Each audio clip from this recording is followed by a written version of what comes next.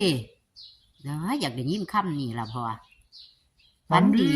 ดีฝันว่าได้ไปเก็บหอยก็ได้หอยหลายอา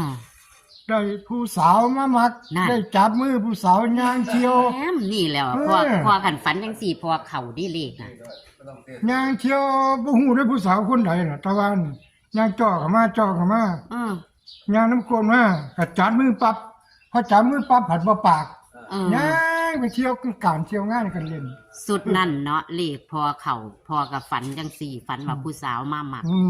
เอมอฟังเอาเด้อพี่น้องเอ้ยพ่อฝันดีคักป๊าดแต่ว่ามันสิซื้อได้วะ โอ้แต่ยว่ามันกิเลสตัวนี้กิเลสโค้งสุดท้ายก็บ่รู้นั่นล่ะเนาะเป็นไปได้อีหลีล่ะว่า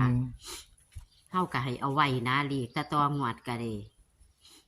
โค้งสุดท้ายนี่พ่อก็มีแล้วแม่นบ่คะ มีแล้วโค้งสุดท้ายนี่ก็509มีเก้าได้บัด509เ